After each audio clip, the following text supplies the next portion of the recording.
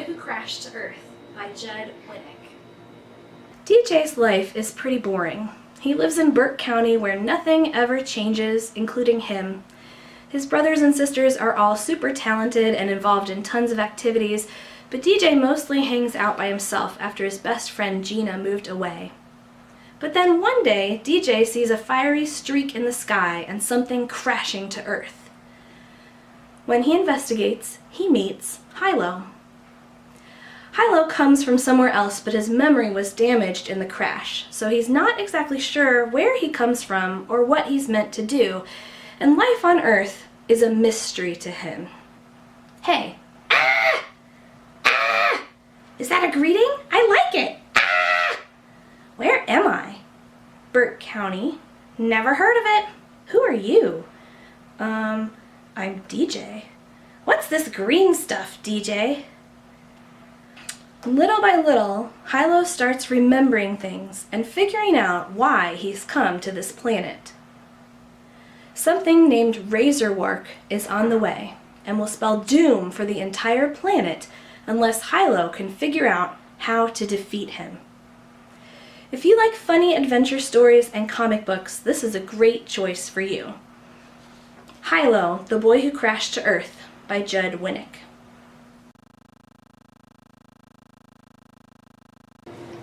I'm going to tell you about a book called Geeks, Girls, and Secret Identities by Jung.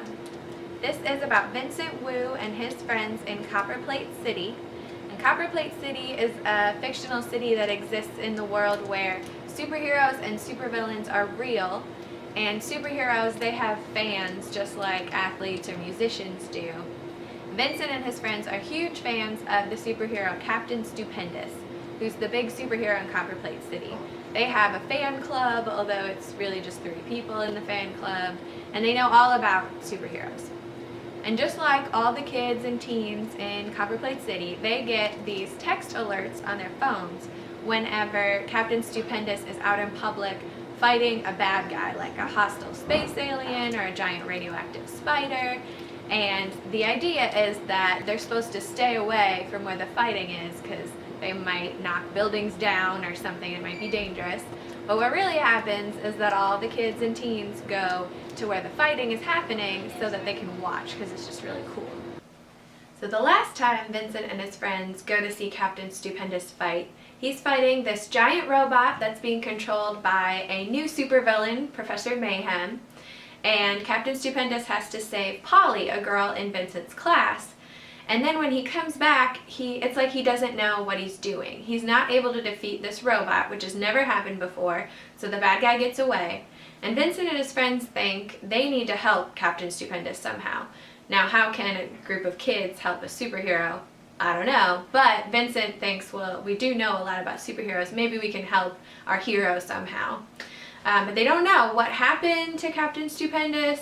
What does Polly have to do with all this?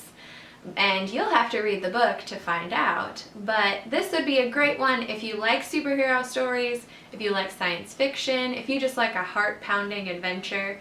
You should pick up Geeks, Girls, and Secret Identities by Jung.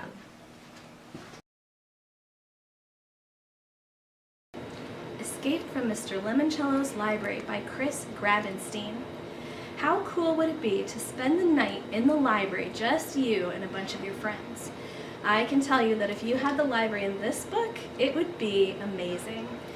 Mr. Lemoncello is a billionaire game designer. He has made his fortune designing board games and puzzle games, all kinds of different games. And he decided that he wanted to give something back to his hometown, and so he built them this amazing, brand new library. The library, this is a library unlike any library you have ever seen. It has a wonder dome on top that can display the constellations or the sunset or anything that you want. It is filled with brand new computers.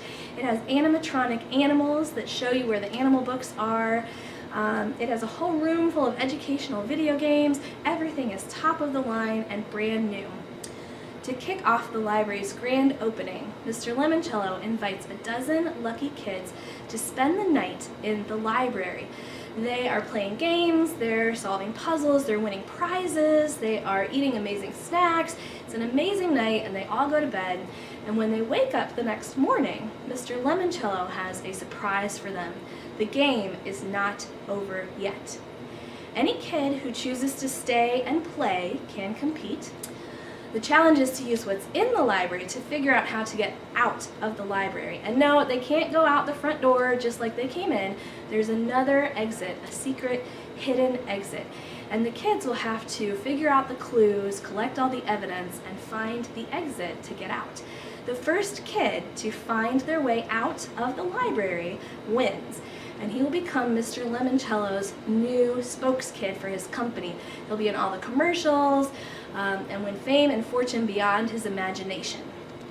If you like to play games and solve puzzles, if you love books and you're looking for something that is just plain fun to read, then pick up Escape from Mr. Lemoncello's Library by Chris Grabenstein. Do you like caves? How about the creatures that live in caves, like bats? Even if you don't like bats, you probably realize they're very important animals. What do they eat? Bugs, and lots of them. Unfortunately, there are less bats in the eastern United States than there used to be. And less bats means more bugs, which can mean less food for people and a bigger chance of getting sick. Scientists first noticed the problem in the winter of 2007 when they saw bats in New York flying around in the middle of a snowstorm. What should bats be doing during the winter?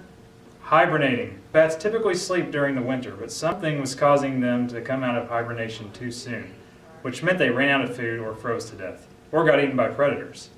Every winter, more and more little brown bats would die, but scientists weren't sure why they were waking up in the first place. So in this book, you'll read how a team of scientists raced to solve the mystery before it was too late. They finally discovered that the bats were infected with a white fungus that irritated them and made them wake up too early. But even though the mystery's been solved, the problem hasn't gone away and is still happening in our very own area. So in this book, The Case of the Vanishing Little Brown Bats, a Scientific Mystery by Sandra Markle, you'll learn about bats themselves, why they're important, and what you can do to help protect them.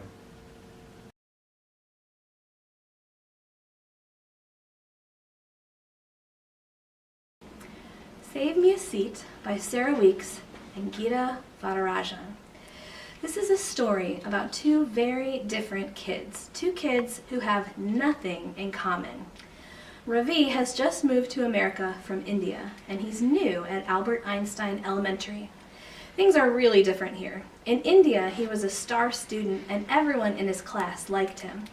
In America, they assume he doesn't speak English because they can't understand his accent, and he's the only Indian kid in his class except for Dylan Samreen.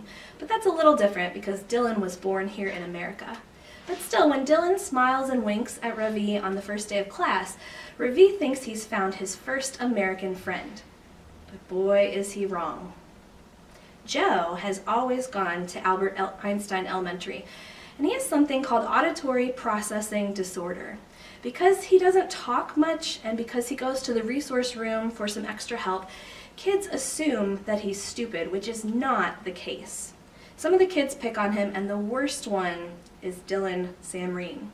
But on the first day of school, when Joe goes to take his normal seat behind Dylan, he sat behind Dylan every year alphabetically.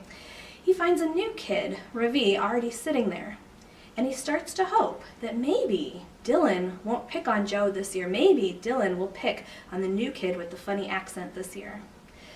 This is a story about two very different kids.